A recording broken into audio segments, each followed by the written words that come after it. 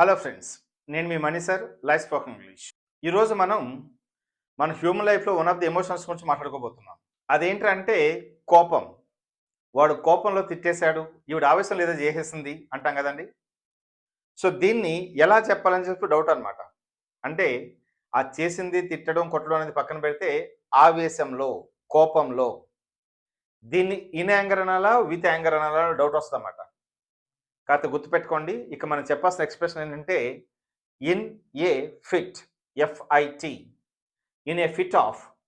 ఆ ఆఫ్ తర్వాత మీరు యాంగర్, ఇది నార్మల్ కోపం అయితే. అదే తీవ్రమైన కోపం అనుకోండి, సో పిచ్చి కోపం అంటూ ఉంటారు.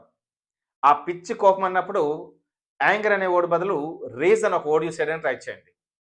For example, in a fit of rage, అలాగే in a fit of anger. For example, ఆమెకి అతనికి మధ్య ఏదో గొడవైందండి. ఆ ఆవేశంలో ఆవిడ తెలుసో తెలియకో పోలీసులకు ఫోన్ చేసి అతని మీద కంప్లెయింట్ ఇచ్చేసింది. So be clear.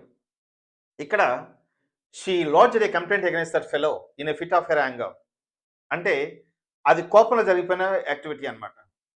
అంటే it's not thoughtful, it happened. అంటే ఫిట్ అంటే outburst of some anger, outburst of some emotion.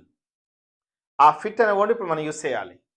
In a fit of anger, in a fit of rage. ఆ తర్వాత మీరు ఏం చేశారనేది ఆ కోపంలో చేసిన ఒక పని అనమాట. For example, he killed his wife in a fit of rage. అంటే ఆవేశంలో తన వైఫ్ని చంపేశాడు.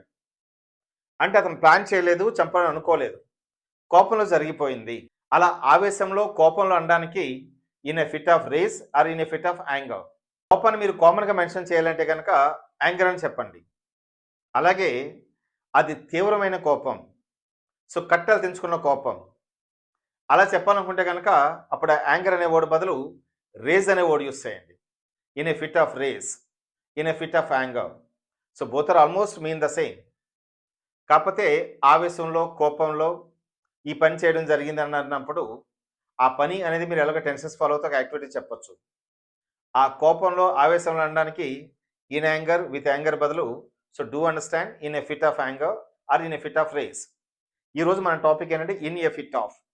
ఆ తర్వాత యాంగర్, రేజ్ అనేది మీ యొక్క ఎమోషన్ బట్టి ఉంటుంది. So hope you understand. ఇలాంటి మరిన్ని వీడియోస్ కోసం మన పేజ్ లైక్ చేసి, షేర్ చేసి ఫాలో అవుతారని ఆశిస్తూ money sir, life spoken English. Thanks so much.